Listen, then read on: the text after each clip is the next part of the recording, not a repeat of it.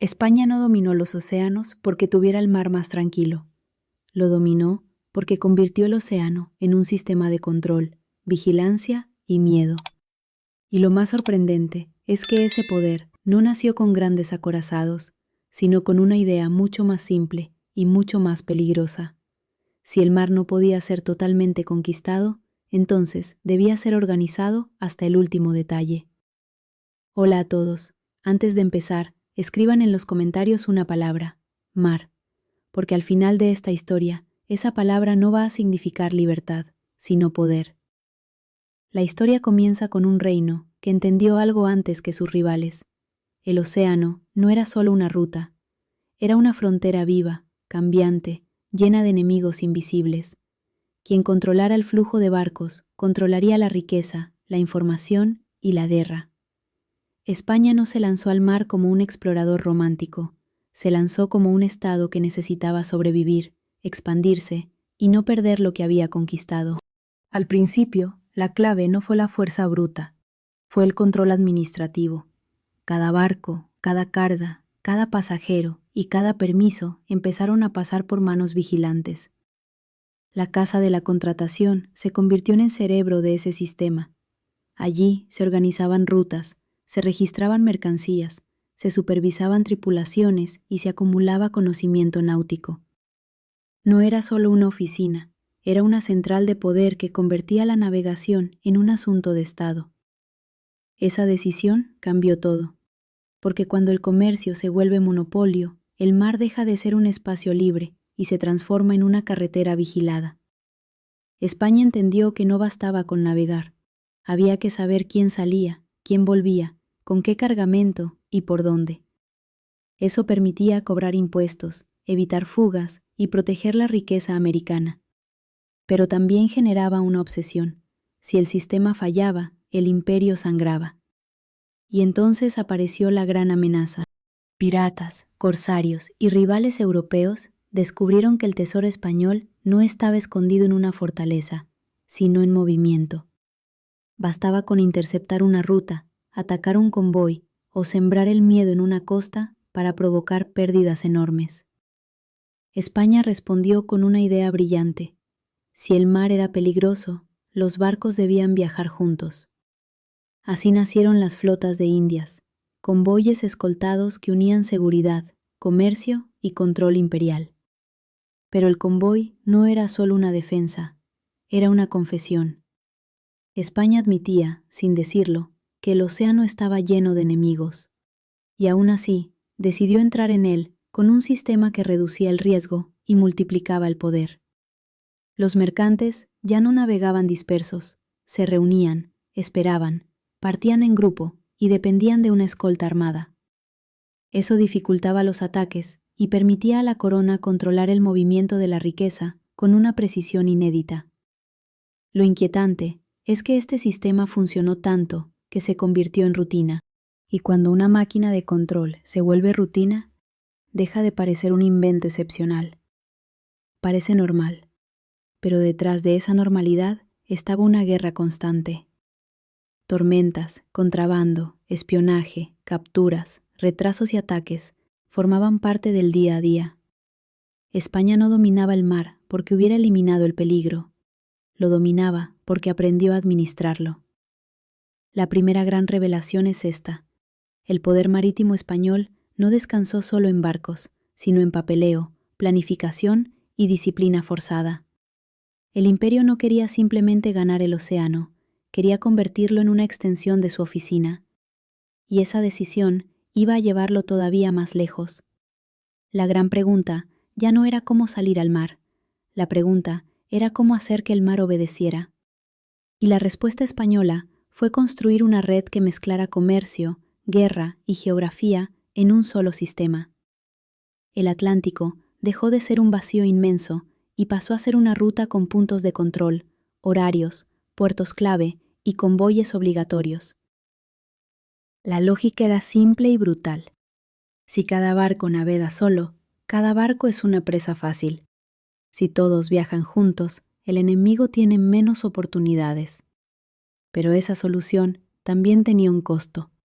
Las flotas debían esperar, coordinarse y mantener una disciplina estricta.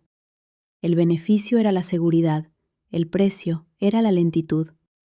España aceptó ese intercambio porque entendía que perder tiempo era mejor que perder plata. La Casa de la Contratación jugó aquí un papel decisivo. No solo controlaba mercancías, también acumulaba conocimiento náutico, cartografía, información sobre corrientes, vientos y puertos. En otras palabras, España no solo quería dominar el mar con cañones, quería dominarlo con datos. Cada ruta conocida era una ventaja, cada error corregido una barrera contra el enemigo. Pero el océano nunca se deja domesticar por completo. La distancia entre España y América obligaba a confiar en una logística casi milagrosa. Si una flota se retrasaba, la economía imperial podía tensarse. Si una tormenta dañaba barcos cargados de riqueza, el impacto llegaba hasta la corte. Cada viaje era una apuesta, y cada apuesta estaba llena de incertidumbre. Aquí aparece otro giro inesperado. El sistema no solo protegía el comercio, también protegía el monopolio. España no quería simplemente comerciar, quería decidir quién podía comerciar, desde dónde y bajo qué reglas. Eso le daba enormes ingresos fiscales, pero también generaba resentimiento. Los comerciantes extranjeros querían entrar, las colonias querían más flexibilidad, y el contrabando empezaba a crecer justo donde el control era más rígido. El monopolio tenía una lógica poderosa, pero también una debilidad evidente. Cuando un Estado intenta controlar todo, siempre aparece alguien dispuesto a aprovechar las grietas. Holanda, Inglaterra y Francia entendieron pronto que no necesitaban destruir el sistema español para beneficiarse de él. Bastaba con filtrarse por sus bordes. El mar, que España quería cerrar, seguía siendo demasiado grande para cerrarlo del todo. En respuesta, la corona reforzó la vigilancia. Más escoltas, más inspecciones, más reglas, más castigos. Pero cada aumento de control exigía más recursos, y cada recurso destinado a controlar el mar era un recurso que no podía usarse en otro lugar. España estaba aprendiendo una verdad dura. Dominar los océanos costaba tanto como navegarlos. Aún así, el sistema de flotas funcionó durante décadas, porque daba algo que otros no podían ofrecer con la misma regularidad: previsibilidad. Los mercaderes sabían cuándo esperar una salida. Los recaudadores sabían cuándo cobrar. Los militares sabían cuándo escoltar. El imperio convirtió el mar en calendario, y ese calendario era poder. La gran revelación de este tramo es que España no controló los océanos por libertad de navegación, sino por restricción organizada. Hizo del océano una red de rutas vigiladas, y esa red iba a expandirse todavía más cuando un segundo mar entrara en juego. Si el Atlántico fue la primera gran prueba, el Pacífico fue la jugada que sorprendió a todos. España no se conformó con unir Europa y América, quiso conectar también Asia, y ese salto cambió por completo la escala del poder marítimo. La conexión con Filipinas abrió una ruta que parecía casi absurda por su tamaño. Un barco podía cruzar un océano inmenso, soportar meses de navegación y volver cargado de mercancías que en Europa parecían casi mágicas. Seda, porcelana, especias y objetos de lujo comenzaron a circular en una red que unía Asia, América y Europa. España no solo controlaba el Atlántico, estaba tendiendo una cuerda sobre el Pacífico. Pero esa hazaña tenía un precio altísimo. Cruzar el Pacífico exigía resistencia, conocimientos náuticos, aprovisionamiento y una capacidad brutal para sobrevivir a la incertidumbre. El océano no perdonaba errores. Una mala corriente podía arruinar un viaje entero. Un mal cálculo podía matar tripulaciones completas. Y aún así, la ruta funcionó. Eso fue lo extraordinario. El llamado Galeón de Manila no era un simple barco. Era una ruta imperial de largo aliento, una arteria comercial que unía dos mundos separados por una distancia casi imposible. Gracias a ella, España añadió una dimensión global a su poder marítimo. Ya no se trataba solo de defender la riqueza americana, se trataba de conectar continentes enteros bajo una misma estructura de intercambio. Aquí surge una de las revelaciones más impactantes. España controló los océanos no porque tuviera una sola ruta perfecta, sino porque construyó varias rutas complementarias que se reforzaban entre sí. Atlántico por un lado, Pacífico por otro. América como centro de tránsito, Asia como fuente de bienes de enorme valor, y Europa como destino final del sistema. Pero el éxito también atrajo más enemigos. La red se hizo tan valiosa que todos querían romperla. Atacar un galeón, asaltar un puerto o interceptar una ruta podía generar ganancias enormes. Por eso la defensa del mar se volvió una obsesión permanente. Cada nuevo tramo de la red tenía que ser protegido, inspeccionado y abastecido. La corona respondió con más organización. Se fortalecieron puertos, se mejoraron registros y se ajustaron convoyes. Pero cada mejora también hacía más evidente una verdad inquietante. Cuantos más océanos controlaba España, más dependía de que nada fallara en ninguna parte. Una ruta global era una maravilla, y también una vulnerabilidad global. Los galeones no solo transportaban mercancías, transportaban rumores, decisiones políticas, ideas, religiones y estrategias. El mar se convirtió en una autopista de información. Eso ayudó al imperio a mantenerse unido, pero también permitió que sus rivales aprendieran más rápido sobre sus movimientos. Cada barco era una carga, también era una pista. La siguiente etapa de esta historia va a mostrar algo todavía más sorprendente. España no solo controló los océanos mediante rutas, los convirtió en armas. El gran secreto del dominio español sobre los océanos fue que no separó comercio y guerra, los unió. Un barco no era solamente un medio de transporte, podía ser escolta, defensa, mensaje político y símbolo de autoridad. Eso permitió a España proyectar fuerza sin tener que estar en todas partes al mismo tiempo. Los galeones fueron la pieza perfecta para ese sistema, resistentes, cargados, armados y adaptados a viajes de enorme distancia, servían tanto para mover mercancías como para intimidar a enemigos. El océano, que antes parecía abierto y sin dueño, comenzó a poblarse de rutas vigiladas por naves que podían defender lo que llevaban a bordo. La lógica era implacable. Si alguien atacaba una flota, no solo robaba riqueza, desafiaba la autoridad del imperio. Por eso cada convoy escoltado era también una demostración de soberanía. España no estaba diciendo solo, esto es nuestro. Estaba diciendo, podemos llevarlo y protegerlo. Pero la violencia marítima nunca desapareció. Corsarios ingleses, holandeses y franceses entendieron que el mar era un campo de guerra donde no siempre hacía falta conquistar ciudades. Bastaba con atacar el flujo. Y el flujo era el corazón del sistema español. La riqueza no estaba quieta en una bóveda. Estaba moviéndose continuamente entre puertos, convoyes y rutas que podían romperse en cualquier momento. Aquí aparece otro giro decisivo. La defensa del mar obligó a España a innovar continuamente. No bastaba con tener barcos fuertes. Había que cambiar puertos, reorganizar calendarios, revisar escoltas y adaptar estrategias según la presión enemiga.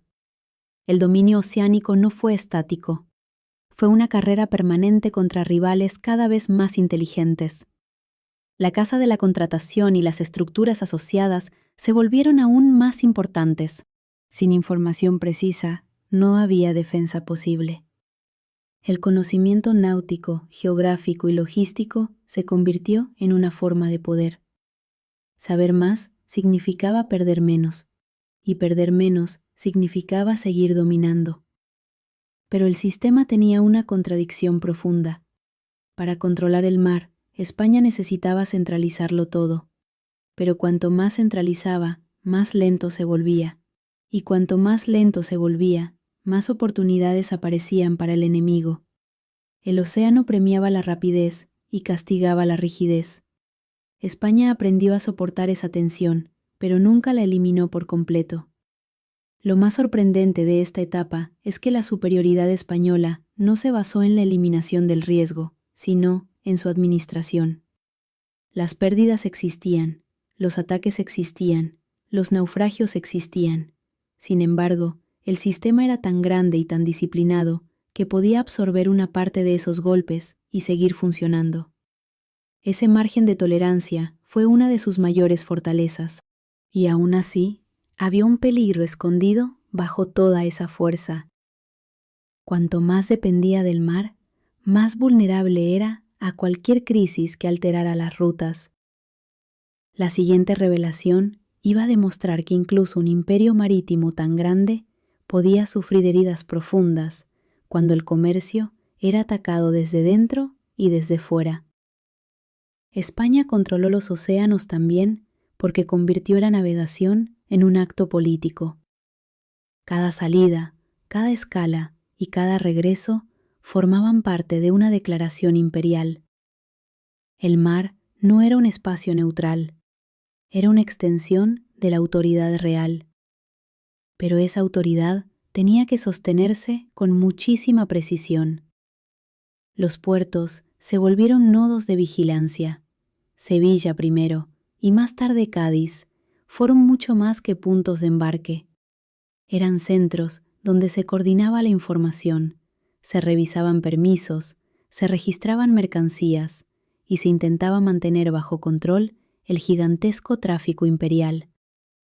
Quien controlaba el puerto, controlaba el ritmo del imperio. El problema era que el mar no obedecía a la burocracia. Las tormentas no pedían permiso. Los rivales no esperaban turnos. Las enfermedades golpeaban las tripulaciones.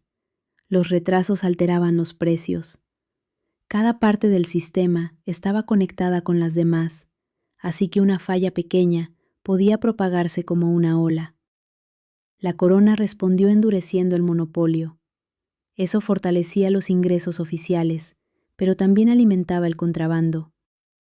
Cuando un sistema cierra demasiado, la economía paralela crece, y creció mucho. Comerciantes privados, intermediarios y redes clandestinas encontraron formas de sacar provecho de los huecos. El mar era demasiado grande para una vigilancia perfecta.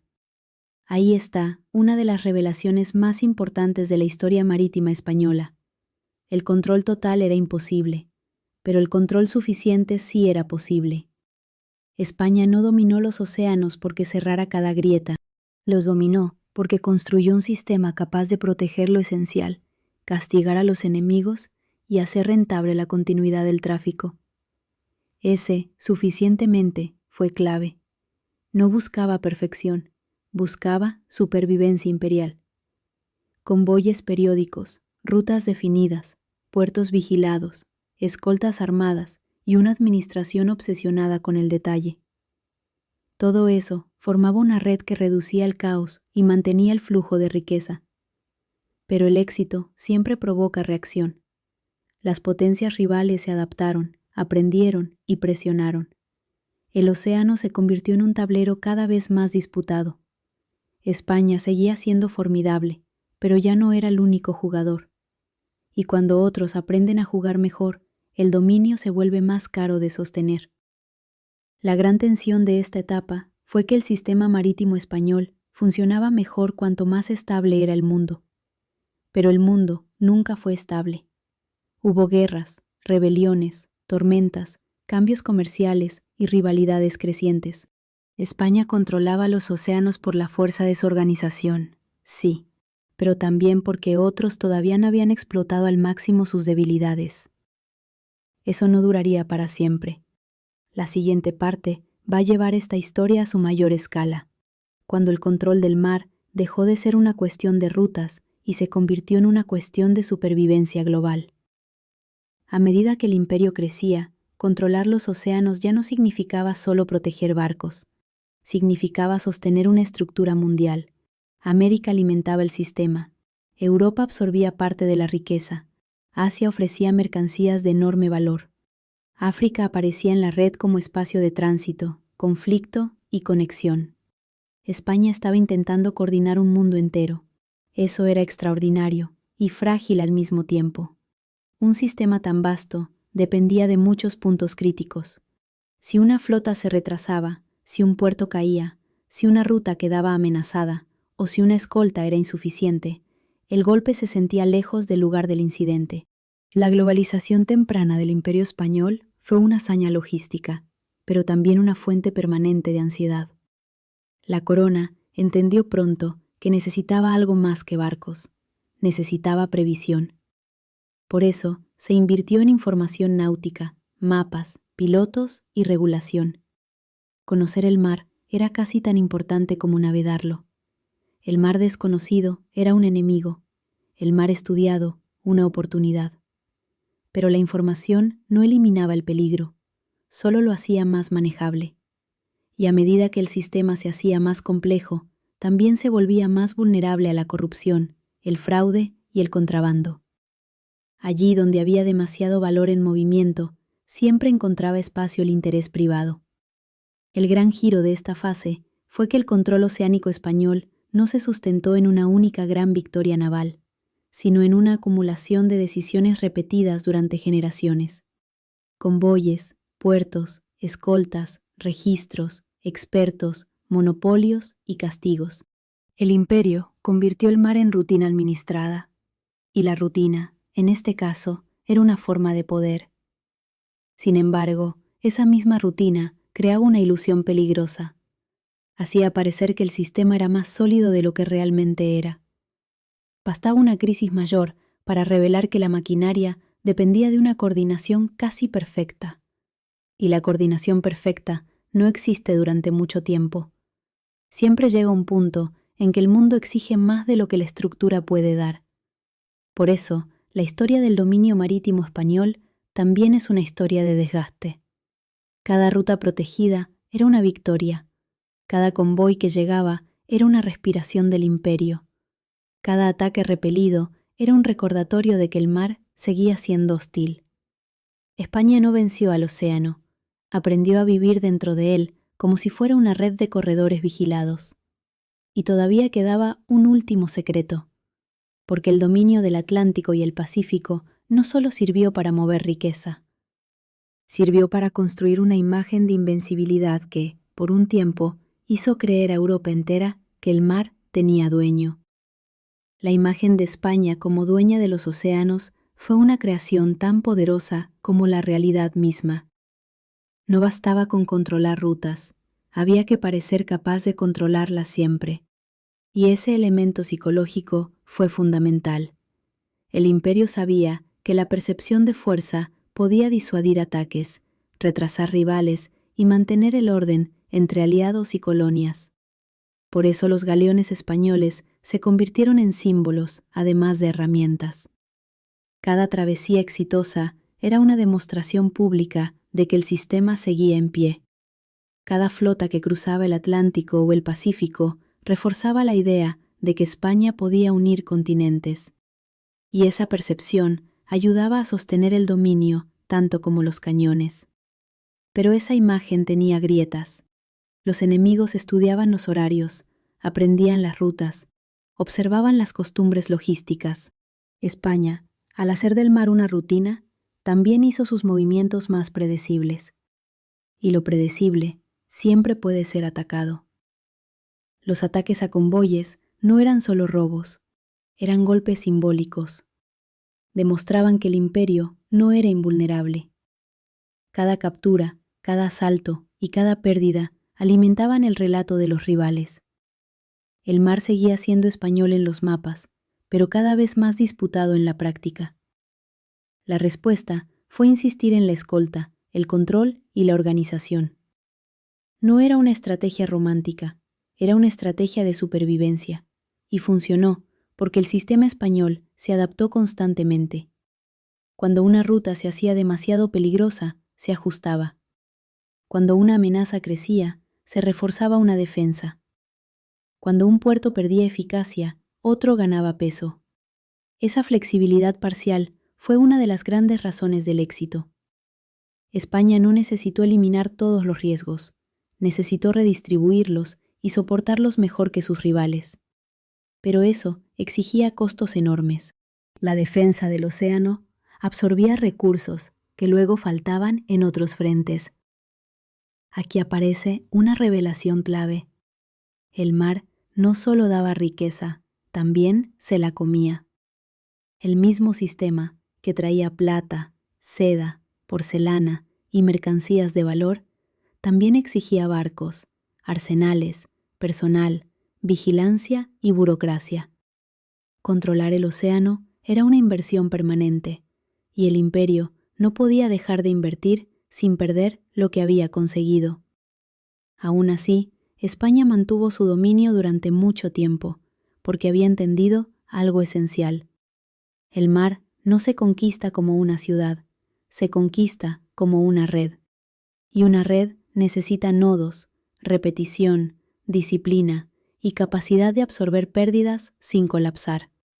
El próximo giro de esta historia es especialmente inquietante, porque cuando una potencia controla los océanos durante tanto tiempo, acaba creando el mundo que luego otros aprenderán a usar contra ella. España no solo controló los océanos, ayudó a definir cómo se controlan.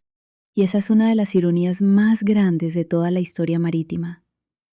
Al organizar rutas, monopolios, convoyes y centros de información, el imperio creó un modelo que otras potencias observaron con atención. Inglaterra, Holanda y Francia no se limitaron a enfrentarse a España. Aprendieron de su sistema. Estudiaron su logística, sus vulnerabilidades y sus dependencias. Vieron que el poder naval no dependía solo del número de barcos, sino de la capacidad para sostener rutas comerciales, proteger información y convertir el tráfico marítimo en poder estatal. Eso volvió el océano todavía más peligroso para España, porque ya no se trataba solo de resistir ataques, se trataba de competir en un mar donde todos querían hacer lo mismo, mejor y más rápido. La ventaja española siguió siendo enorme durante mucho tiempo, pero dejó de ser exclusiva. El imperio respondió con más centralización, más protección y más rigidez, pero cada paso en esa dirección aumentaba el costo. El dominio del mar se volvió una carga administrativa gigantesca. Mantener flotas, escoltas y puertos significaba gastar sin descanso. El sistema podía seguir funcionando, sí, pero cada año se volvía más caro. La gran sorpresa de esta etapa es que el control oceánico español fue tanto más efectivo como más vulnerable justamente porque era sistemático. Donde otros improvisaban, España organizaba.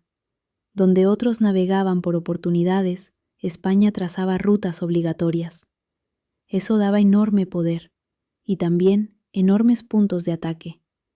Con el tiempo, la tensión entre control y flexibilidad se volvió central. El imperio quería seguridad absoluta, pero el mar premiaba la adaptabilidad. España no podía vivir sin reglas, pero tampoco podía ganar solo con ellas. Esa contradicción definió toda su relación con los océanos. Aún así, durante generaciones, logró imponer su presencia desde el Atlántico hasta el Pacífico. Y eso es lo que convierte su historia en algo extraordinario. No fue un dominio casual. Fue una construcción paciente, dura y obsesiva. Cada puerto, cada flota y cada ruta formaban parte de un mismo proyecto de poder global. Sin embargo, incluso el mejor sistema se agota cuando todo depende de él.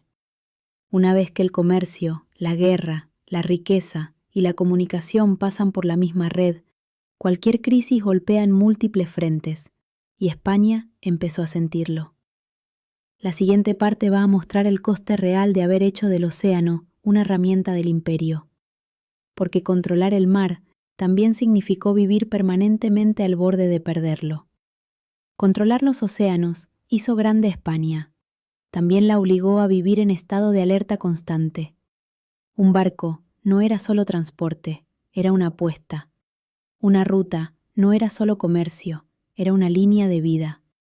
Y un puerto no era solo un punto de llegada, era un lugar donde el poder se medía, se cobraba y se defendía.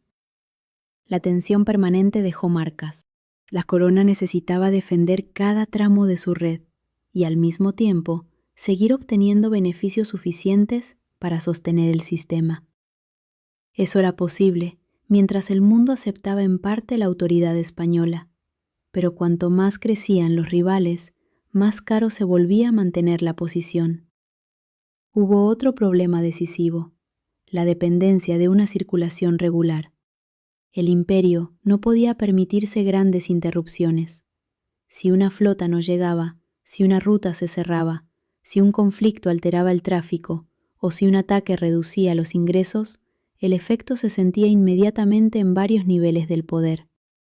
El océano, que había sido fuente de riqueza, también se convirtió en fuente de ansiedad estructural. Los enemigos lo sabían. Atacar el flujo era más eficiente que atacar la capital, y por eso la guerra marítima se volvió tan importante. No siempre era necesario hundir un imperio. Bastaba con encarecer su funcionamiento, hacerlo más lento, obligarlo a gastar más en defensa que en expansión. Ahí aparece una revelación crucial. El control oceánico español fue excepcional porque logró coordinar comercio, guerra y administración global durante siglos.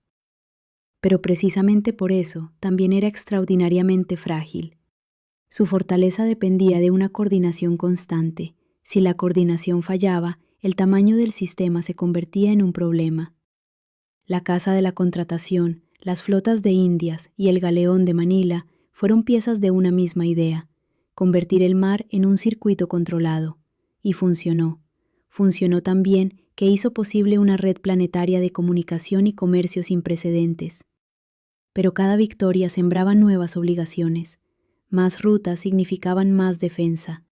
Más defensa significaba más gasto. Más gasto significaba más dependencia del flujo.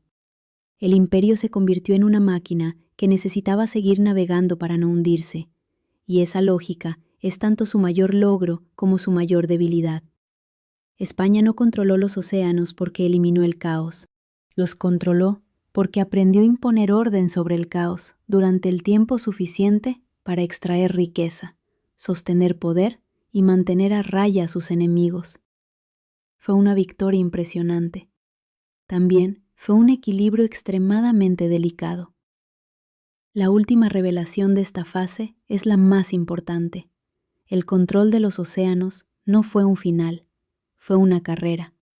Y toda carrera larga termina preguntando lo mismo: ¿cuánto tiempo más puede seguir corriendo quien ya carga con tanto peso? La historia de cómo España controló los océanos no termina con una bandera ondeando sobre el mar. Termina con una red inmensa que cambió el planeta. Durante siglos, el imperio unió Europa, América y Asia a través de rutas vigiladas, convoyes armados, puertos estratégicos y una burocracia obsesionada con cada detalle de la navegación. Ese control no fue absoluto, nunca lo fue, pero fue suficiente para dominar el ritmo del comercio mundial durante una larga etapa histórica. España convirtió el océano en una herramienta del Estado. Hizo del mar una frontera vigilada, de la ruta una institución y del convoy una forma de soberanía. La clave estuvo en combinar muchas cosas al mismo tiempo: conocimiento náutico, regulación comercial, escolta militar, puertos bien situados, flotas coordinadas y una visión global del poder.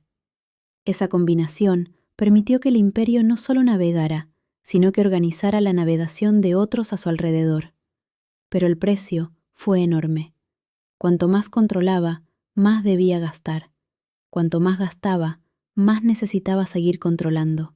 Y cuanto más dependía de esa red, más vulnerable era a cualquier ruptura. El océano le dio a España su grandeza. También le enseñó que ninguna red dura para siempre sin tensión. Por eso esta historia sigue fascinando. No habla solo de barcos, habla de una idea política llevada al extremo. Habla de un Estado que entendió antes que muchos otros que el mar no era vacío, sino infraestructura de poder. Habla de convoyes que llevaban riqueza y también miedo. Habla de mapas, de registros, de puertos y de hombres que intentaron mantener unido un mundo enorme. Al final, España controló los océanos, no porque los poseyera por completo, sino porque logró hacerlos previsibles durante el tiempo suficiente para convertir esa previsibilidad en imperio. Esa fue su mayor hazaña. También fue la semilla de su desgaste. Y ahí termina esta historia, con un imperio que convirtió el mar en sistema, el sistema en riqueza y la riqueza en una batalla interminable contra el tiempo.